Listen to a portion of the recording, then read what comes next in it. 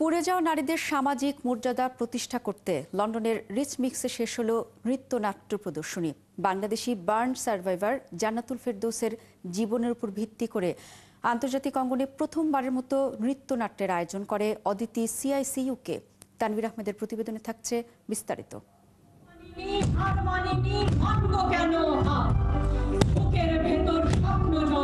2023 সালে বিবিসির প্রভাবশালী 100 নারীর তালিকায় স্থান পাওয়া জান্নাতুল ফেরদৌস মনে করেন, দগ্ধ নারীরা সমাজে সঠিক মূল্যায়ন পায় না। ভয়েস অ্যান্ড ভিউজ নামে মানবাধিকার সংগঠনের মাধ্যমে আগুনে পুড়ে যাওয়া নারীদের সমান অধিকার নিশ্চিত করতে কাজ করতে চান বার্ন সার্ভাইভার জান্নাতুল ফেরদৌস। পুরো পূর্ণ মর্যাদা নিয়ে পারিবারিক জীবনে, সামাজিক জীবনে বাঁচা, সেটা আমি বলবো আমাদের বার্ন সার্ভাইভার নারীদের সবার নেই।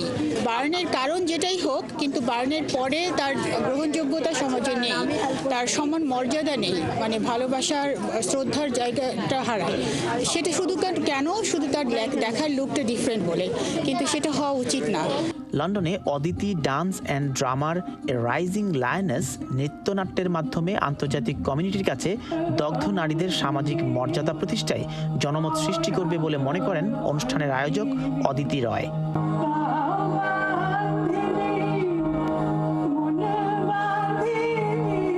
অদিতি ডান্স ও লন্ডনের টাওয়ার হ্যামলেটস কাউন্সিলের সহযোগিতায় পূর্ব লন্ডনের রিচ মিক্স সেন্টারে 2 দিন ব্যাপী এই নৃত্যনাট্য প্রদর্শনী শেষ হয়েছে রবিবার।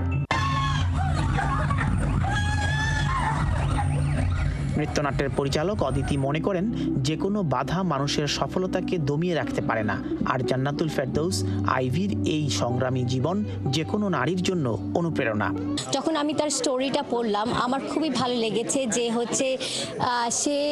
সে শুধু বার্ন সার্ভাইভারই না, সে বার্ন সার্ভাইভার সকলকে নিয়ে কাজ করে।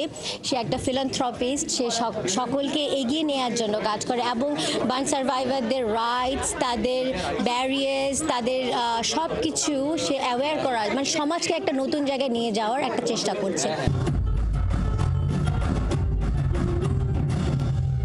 তানভীর আহমেদ, 71, লন্ডন।